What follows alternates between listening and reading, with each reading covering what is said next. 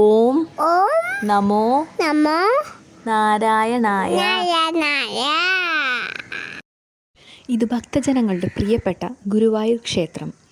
ഉണ്ണിക്കണ്ണൻ്റെ പേരിൽ പ്രസിദ്ധി ആർജിച്ച കേരളത്തിലെ പ്രധാന ക്ഷേത്രങ്ങളിലൊന്ന്. ഇവിടുത്തെ യഥാർത്ഥ പ്രതിഷ്ഠ മഹാവിഷ്ണു ആണെങ്കിൽ പോലും ഭഗവാന്റെ 9ാം അവതാരമായ ശ്രീകൃഷ്ണൻ്റെ പേരിലാണ് പ്രസിദ്ധി ആർജിച്ചിരിക്കുന്നത്.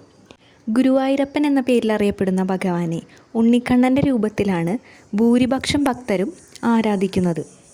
അതിന് കാരണമെന്തെന്നാൽ കൃഷ്ണാവതാര സമയത്ത് മാതാപിതാക്കളായ ദേവകിക്കും വസുദേവർക്കും കാരാഗൃഹത്തിൽ വെച്ച് ദർശനം നൽകിയ മഹാവിഷ്ണുവാണ് ഇവിടെയുള്ളത് എന്ന് ഭക്തർ വിശ്വസിക്കുന്നു.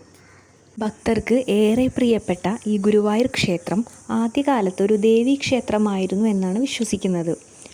അക്കാലത്തെ പ്രതിഷ്ഠയാണ് ഇന്ന് ക്ഷേത്രം മതിലകത്ത് വടക്ക് കിഴക്ക് ഭാഗത്തായി ഇടത്തരികത്ത് കാണുന്ന ദുർഗ ഭദ്രകാളി സങ്കല്പങ്ങളോട് കൂടിയ ഭഗവതി. നിലവിൽ ക്ഷേത്രം മതിലകത്താണെങ്കിലും ഗുരുവായൂർ ക്ഷേത്രത്തിന് പുറത്തായാണ് ഈ പ്രതിഷ്ഠയെ കാണുന്നത്. ഗുരുവായൂരപ്പന് തത്തുല്യ പ്രാധാന്യം ഭഗവതിക്ക് നൽകിപ്പോരുന്നു. ഗുരുവായൂർ ക്ഷേത്രത്തിൻ്റെ സംരക്ഷണമൂർത്തിയായും കാവൽ ദൈവമായുമാണ് ഭഗവതിയെ കണക്കാക്കുന്നത്. ശ്രീകൃഷ്ണാവതാര സമയത്ത് നന്ദഗോപരുടെയും യശോദയുടെയും മകളായി അവതരിച്ച കാളിയാണ് ഈ ഭഗവതി. അതിനാൽ ഭഗവാന്റെ സഹോദരി സ്ഥാനമാണ് ദേവിക്ക് നൽകിയിരിക്കുന്നത്.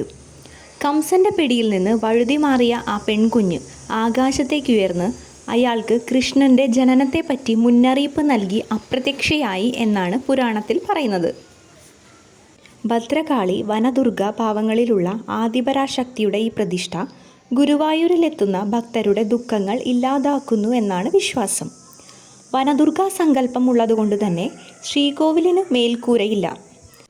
മഹാകാളി, മഹാലക്ഷ്മി, മഹാസരസ്വതി തുടങ്ങിയ 3 ഭാവങ്ങളിലും ഭഗവതിയെ സങ്കല്പിക്കുന്നു. പടിഞ്ഞാറോട്ടാണ് ദർശനം. ഇവിടെ സ്ഥിരം വെളിച്ചപ്പാടുമുണ്ട്. ധനു മകരം മാസങ്ങളിലായി ഇവിടെ 2 താലപ്പൊലികളാണ് ആഘോഷിക്കുന്നത്.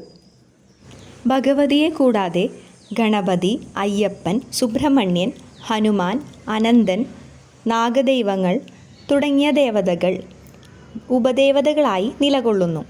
കൂടാതെ ശിവൻ്റെ അദൃശ്യ സങ്കല്പത്തോടുകൂടിയ ആരാധനയും നിലനിൽക്കുന്നുണ്ട്. ക്ഷേത്രത്തിൽ പ്രതിഷ്ഠയില്ലെങ്കിലും പാർവതി സമേതനായ ശിവൻ്റെ അദൃശ്യ സാന്നിധ്യമുള്ളതായി കാണപ്പെടുന്നു. ബൃഹസ്പതിയും വായുദേവനും കൊണ്ടുവന്ന മഹാവിഷ്ണു വിഗ്രഹം പ്രതിഷ്ഠിക്കാൻ അനുവാദം നൽകിയ ശിവൻ പാർവതി, ഗണപതി, സുബ്രഹ്മണ്യ സമേതനായി മമ്മിയൂരിൽ അവതരിച്ചു എന്നാണ് കഥ. തന്മൂലം ഭഗവതിയെ തൊഴുത് വടക്കു കിഴക്കേ മൂലയിലെത്തുമ്പോൾ ഭക്തർ മമ്മിയൂർ ക്ഷേത്രത്തിൻ്റെ ദിശയിലേക്ക്, അതായത് വടക്കു പടിഞ്ഞാറ് ദിശയിലേക്ക് നോക്കി ശിവനെ പ്രാർത്ഥിക്കുന്നു. ക്ഷേത്ര നാലമ്പലത്തിനകത്ത് വടക്കുഭാഗത്തെ ഒരു കരിങ്കൽ തൂണിൽ പാർവതി സമേതനായ ശിവൻ്റെ രൂപം കൊത്തിവെച്ചിട്ടുണ്ട്. പടിഞ്ഞാറോട്ടാണ് ദർശനം.